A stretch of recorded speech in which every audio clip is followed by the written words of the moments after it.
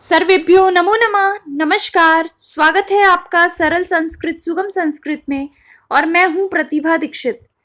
आज रीट से संबंधित हम छठा प्रश्न पत्र हल करने वाले हैं।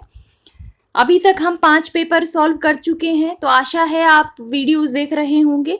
अगर आपने पहले वाले वीडियोस नहीं देखे हैं, आज ही आप चैनल पर आए हैं या आज ही आपको पता चला है, तो आप पहले वाले वीडियोस भी हमारे चैनल से देख सकते हैं। एक रीट यूपी टेट एटसेटेरा के नाम से एक प्लेलिस्ट है जिसमें आपको ये रीट से संबंधित पुराने पेपर मिलेंगे, तो वहां से आप जाकर प्रश्न पत्रों को हल कर सकते हैं। इन प्रश्न पत्रों की पीडीएफ भी मैं प्रतिदिन टेलीग्राम चैनल पर अपलोड कर रही हूं, तो अगर आप टेलीग्राम चैनल से जुड़े हुए नहीं हैं तो वहां से आप जुड़ सकते हैं। डिस्क्रिप्शन बॉक्स में उसका लिंक है, या फिर आप टेलीग्राम पर सरल संस्कृत सुगम संस्कृत सर्च करके भी जुड़ सकते हैं।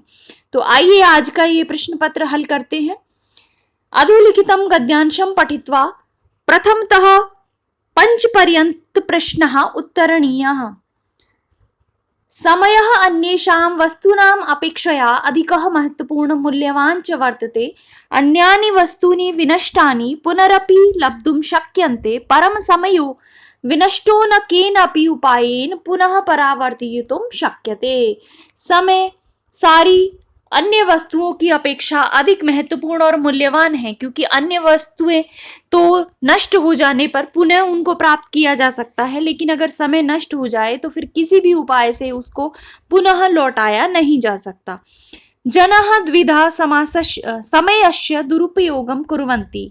लोग दो प्रकार से समय का दुरुपयोग करते हैं, व्यर्थ यापनेन अकार्यकरणेन च। व्यर्थ इधर उधर समय बर्बाद करके और कुछ भी ना करके। अनेके जना कार्य संपादने समर्था अपि निरर्थकम समयम यापयन्ति। अनेक व्यक्ति कार्य संपादन में समर्थ होने पर भी निरर्थक ही समय को व्यर्थ करते रहते हैं या उसको बिताते हैं। इतस्ततः भ्रमंती, इधर उधर घूमते हैं। अप्रयोजनम गृहे गृहे अटंती, और बिना किसी कारण के ही घर घर भटकते हैं। न धर्मम आचरन्ति न धनम उपार्जयन्ति, तेषां जन्म निरर्थकम भवति। भूमि अपि एतादृशानां निष्क्रियाणां भारम वोढुं न इच्छति। भूमि भी ऐसे निष्क्रियों का भार ढोने की इच्छुक नहीं होती। ईदृशा जना कस्मै अपि न रोचन्ते। ऐसे लोगों को किसी में रुचि नहीं होती। न वा कश्चित् तेभ्यः आश्रयम् एव दातुं इच्छति, और ना ही कोई उनको आश्रय देना चाहता है।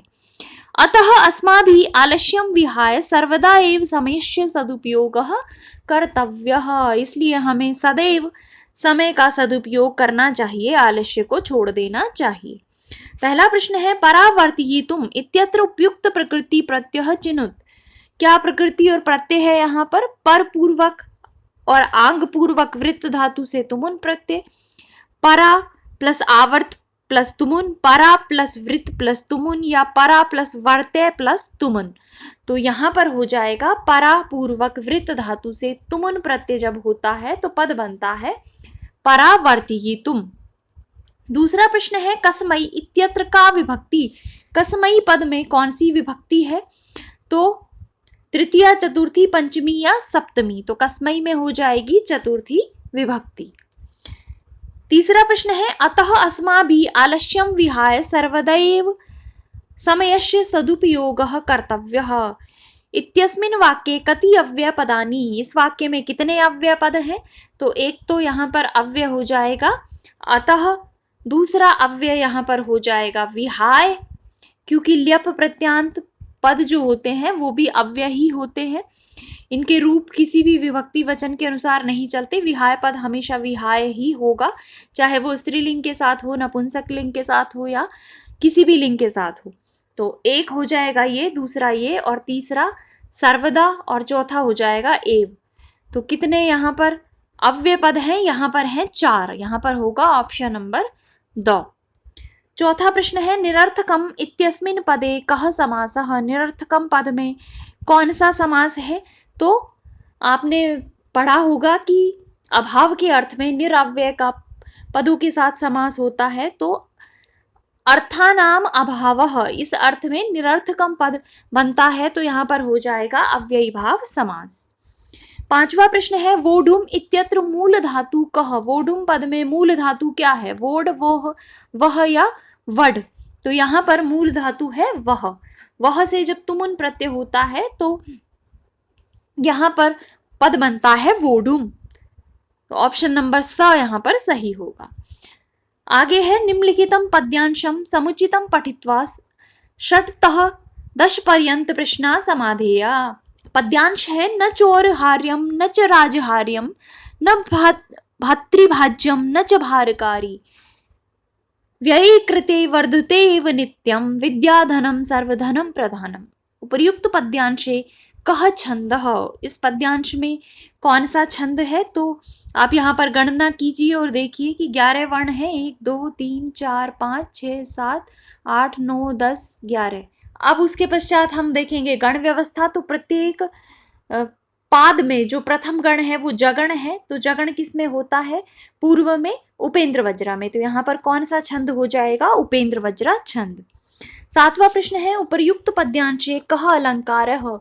इस पद्यांश में कौन सा अलंकार है? तो विद्या धनम सर्वधनम प्रधानम। विद्या रूपी धन सभी धनों में प्रधान होता है। तो कौन सा अलंकार है? विद्या पर धन का आरोप कर दिया गया है, यहाँ पर है रूपक अलंकार। 8वां प्रश्न है वर्धते इत्यत्र कह धातु लकार पुरुष वचनः। वर्धते पद में कौन सी धातु, कौन सा लकार पुरुष और वचन है? तो वृद्ध धातु से लट लकार प्रथम पुरुष एक वचन आत्मनेय पद में पद बनता है वर्धते। तो यहाँ पर हो जाएगा ऑप्शन नंबर ब। 9वां प्रश्न है विद्याधनम इत्यस्य कस्य लिंगस्य पदम अस्ति। विद्याधनम ये पद कौन से लिंग में है? तो विद्याधनम, हालांकि विद्या जो पद होता है वो स्त्रीलिंग का पद है, लेकिन विद्याधनम जो पद है ये है नपुंसक लिंग का। तो यहाँ पर हो जाएगा ऑप्शन नंबर स। 10वां प्रश्न है विद्याधनम सर्वधनम प्रधानम इत्यत्र कह विशेषणः। विशेषण पद कौन सा है इसमें? विद्याधनम सर्वधनम प्रधानम या कोअपि न। तो यहाँ पर विशेषण पद है प्रधानम, ऑप्शन नंबर स। 11वां प्रश्न है 99 इत्यस्य संस्कृत पदम भवति। 99 का संस्कृत पद क्या होता है? तो 99 का होता है नवनवति ही। इस प्रकार से अब देखिए आपने सारे ऑप्शंस देखने हैं। नवनवति भी होता है, एकोन शतम भी होता है। तो यहाँ पर जो सही ऑप्शन होगा वो होगा ब स च, दोनों ही हो जाएंगे। एकोन शतम भी हम 99 को कह सकते हैं और नवनवति भी कह सकते हैं। 12वां प्रश्न है द्वात्रिंशत् पल पूर्वम या पल न्यूनम त्रिवादनम इत्यस्य तात्पर्यः। द्वात्रिंशत् का तात्पर्य हो जाएगा 32 मिनट न्यून है। त्रिवादनम 3 बजने में 32 मिनट कम है। तो क्या हो जाएगा समय? 3:32 वादनम, 3:23 वादनम, 2:28 वादनम या 2:32 वादनम। तो यहाँ पर हो जाएगा 2:28 वादनम, ऑप्शन नंबर स। 13वां प्रश्न है माहेश्वर सूत्राणि सन्ति। माहेश्वर सूत्र हैं कितने? चत्वारिंशतम, चतुर्शतम, चतुर्दश या फिर चत्वारः। तो क्या उपयुक्त पद होगा? माहेश्वर सूत्र है चतुर्दश 14, चत्वारिंशत 40 भी नहीं है, चतुर्शतम अर्थात 104 भी नहीं है, 4 भी नहीं है, ये है 14। तो ऑप्शन नंबर स यहाँ पर सही होगा। 14वां प्रश्न है माहेश्वर सूत्रई प्रत्याहारा भवंती। माहेश्वर सूत्रों में के द्वारा कितने प्रत्याहार होते हैं? कितने प्रत्याहार बनते हैं माहेश्वर सूत्रों से? चतुर्दश, चतुर, चत्वारिंशत, द्विचत्वारिंशत या फिर चत्वारिंशत। तो 42 या 43 प्रत्याहार माहेश्वर सूत्रों से माने गए हैं। तो कितने हो जाएंगे? यहाँ पर जो सही ऑप्शन होगा वो होगा ऑप्शन नंबर स। 15वां प्रश्न है ओदो तौ रिक्त स्थानम पूर्ति कुरु।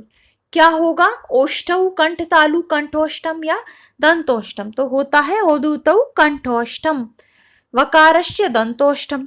तो यहाँ पर सही ऑप्शन हो जाएगा ऑप्शन नंबर स। 16वां प्रश्न है तेज तेज में शांत होता है इत्यस्य शुद्धम संस्कृतानुवादः वर्तते। इसका शुद्ध संस्कृत अनुवाद क्या होगा? तेजः तेजसी शाम्यति, तेजः तेजे शाम्यति, तेजः तेजे शात्यति या फिर तेजः तेजस्मिन शांतयति। क्या होगा सही? तेजः तेजसी शाम्यति, ऑप्शन नंबर अ। 17वां प्रश्न है स आगत्य अहम गमिष्यामि इत्यस्य शुद्ध वाक्यम स्यात्, उसके आने पर मैं जाऊंगा, इसका सही शुद्ध संस्कृत वाक्य क्या होगा? तस्य आगतस्य अहम गमिष्यामि, तस्मिन् आगते अहम गमिष्यामि, तस्य आगते अहम गमिष्यामि, या फिर तेन आगते अहम गमिष्यामि। यहां पर सही ऑप्शन हो जाएगा ऑप्शन नंबर ब, तस्मिन् आगते अहम गमिष्यामि। 18वां प्रश्न है त्वया वचांसि श्रोतव्यम रेखांकिते शुद्ध पदम स्यात्, तो यहां पर ये जो रेखांकित पद है इसके स्थान पर शुद्ध पद क्या होगा? श्रोतव्यानि, श्रोतव्यौ, श्रोतव्ये या फिर श्रोतव्यः। तो ये जो वाक्य है आप ध्यान से देखिए, कर्मवाच्य का वाक्य है, त्वया तुम्हारे द्वारा वाक्य सुने जाने चाहिए। तो यहां पर त्वया तृतीय विभक्ति का है, वचांसी जो पद है ये बहुवचन का पद है, तो इसके अनुसार हम यहाँ पर क्रिया प्रयुक्त करेंगे, और ये नपुंसक लिंग है चूंकि, तो नपुंसक लिंग का ही पद यहाँ पर प्रयुक्त होगा। तो जब नपुंसक लिंग प्रथमा विभक्ति बहुवचन का पद बनाएंगे तो वो बनेगा श्रोतव्यानि, तो यहाँ पर सही ऑप्शन हो जाएगा ऑप्शन नंबर अ। 19वां प्रश्न है मालाकारः उद्यानं पुष्पाणि चिनोति वाच्य परिवर्तनम कुरु, तो क्या बनेगा यहाँ पर? ये कर्तृवाच्य का वाक्य है, मालाकार उद्यान से पुष्प चुनता है, तो यहाँ पर जो सही वाक्य होगा इसके स्थान पर मालाकारः का हो जाएगा मालाकारे, मालाकारेण, उद्यानम का उद्यानम ही रहेगा, पुष्पाणि जो है यहाँ पर कर्म, इसमें परिवर्तन होगा, तो प्रथमा विभक्ति बहुवचन में भी पुष्पाणि पद ही रहेगा, और चिनोति के स्थान पर हो जाएगा चीयते, तो यहाँ पर जो सही वाक्य होगा वो होगा मालाकारेण उद्यानम पुष्पाणि चीयते, ऑप्शन नंबर स। 20वां प्रश्न है ज्ञानम भारः खाली स्थान विना रिक्त स्थानम पूरयित्वा सूक्तिम संयोजयत, तो क्या होगा यहाँ पर? कर्मम विना, कर्माणि विना, क्रियाम विना या फिर कार्यम विना, तो जो सही सूक्ति है वो है ज्ञानम भारः क्रियाम विना, ऑप्शन नंबर स यहाँ पर सही हो जाएगा। 21वां प्रश्न है संस्कृतम अस्ति, संस्कृत है कैसी भाषा? विश्लेषणात्मक भाषा, संरचनात्मक भाषा, विमर्शात्मक भाषा या फिर संश्लेषणात्मक भाषा। तो संस्कृत एक संश्लेषणात्मक भाषा है जिसमें विभक्तियों को शब्दों के साथ ही मिलाकर प्रयोग किया जाता है, तो यहाँ पर हो जाएगा ऑप्शन नंबर द। 22वां प्रश्न है रिक्त स्थान पूर्णम सत्य असत्य निर्णयः बहु समाधान प्रश्नाश्च इत्येते प्रकारा कस्या, ये किसके प्रकार होते हैं? निबंध रूप परीक्षाया, वस्तुनिष्ठ परीक्षाया, शलाका परीक्षाया या फिर अंत्याक्षरी परीक्षाया। तो इनमें से अंत्याक्षरी परीक्षा नहीं होगा क्योंकि ये मौखिक परीक्षा होती है, शलाका परीक्षा मौखिक परीक्षा होती है। निबंध में भी रिक्त स्थान पूर्ति इत्यादि के बहुविकल्पात्मक प्रश्न नहीं होते, तो यहाँ पर सही ऑप्शन हो जाएगा वस्तुनिष्ठ परीक्षायाः। 23वां प्रश्न है शिक्षा क्षेत्रे उपचार इति शब्दस्य को अर्थः, शिक्षा के क्षेत्र में उपचार का क्या तात्पर्य है? उपचार शब्द का क्या अर्थ है? संप्रेषणम, अवबोधनम, सर्वविध दोषानाम निराकरणम या फिर अधिगमनम। तो उपचार का तात्पर्य हो जाएगा सर्वविध दोषानाम निराकरणम, ऑप्शन नंबर स। 24वां प्रश्न है मूल्यांकनस्य कति भेदा सन्ति, मूल्यांकन के कितने भेद होते हैं? एकम, द्वौ, चत्वारः, पंच। तो मूल्यांकन के होते हैं 2 भेद, आंतरिक मूल्यांकन और बाह्य मूल्यांकन, तो यहाँ पर ऑप्शन नंबर ब सही हो जाएगा। 25वां प्रश्न है कः शिक्षण सिद्धांतः मानसिक विकासे तीव्र गतिम आदधाति, किस शिक्षण सिद्धांत में मानसिक विकास तीव्र गति से होता है? अभ्यास सिद्धांतः, रुचि सिद्धांतः, मौखिक कार्यस्य सिद्धांतः या फिर सक्रियतायाः सिद्धांतः। तो मानसिक विकास के लिए क्या होना आवश्यक है? सक्रियता का होना आवश्यक है, तो यहाँ पर हो जाएगा ऑप्शन नंबर द। 26वां प्रश्न है वर्णोच्चारण शिक्षणेन कस्य नियमितम प्रशिक्षणम भवति, वर्णोच्चारण की शिक्षा में किसका नियमित प्रशिक्षण होता है? स्वर यंत्रस्य, श्रवणेन्द्रियस्य, स्पर्शनेन्द्रियस्य या घ्राणेन्द्रियस्य। तो वर्ण उच्चारण की शिक्षा के लिए किसका नियमित प्रशिक्षण होना चाहिए? स्वर यंत्रस्य, ऑप्शन नंबर अ। 27वां प्रश्न है मूल्यांकनेन छात्रस्य पूर्णतया किं मापयितुं शक्यते। मूल्यांकन के द्वारा छात्र के किसका मापन पूर्णतया किया जाता है? वैदुष्य का, चातुर्यम, चातुर्य का, व्यक्तित्वम या फिर प्रातिभ्यम, प्रतिभा का। तो मूल्यांकन के द्वारा छात्र के व्यक्तित्व का पूर्णतया मापन संभव होता है। तो यहाँ पर हो जाएगा ऑप्शन नंबर स। 28वां प्रश्न है संस्कृत भाषा कौशलस्य अंतिमम कौशलम भवति। संस्कृत भाषा कौशल का अंतिम कौशल होता है। तो LSRW, listening, speaking, reading and writing. तो अंतिम कौशल क्या हो जाएगा? राइटिंग, लेखनम, ऑप्शन नंबर द। 29वां प्रश्न है कई अमूर्त वस्तुनः संकल्पना मूर्तमती भवति। किसके द्वारा अमूर्त वस्तुओं की संकल्पना मूर्तवान होती है? चित्रई, पत्रकई, दंडई या पुस्तकई। तो क्या हो जाएगा यहाँ पर? चित्रों के द्वारा अमूर्त वस्तुओं को मूर्त रूप में दिखाया जा सकता है, उनकी संकल्पना को मूर्त रूप दिया जा सकता है। तो यहाँ पर हो जाएगा ऑप्शन नंबर अ। और अंतिम प्रश्न है प्राथमिक स्तरे कोयम विधि समुपयुक्तः। प्राथमिक स्तर पर कौन सी विधि सर्वाधिक उपयुक्त है? उदाहरण विधि, कथा विधि, प्रश्न विधि, भाषण विधि।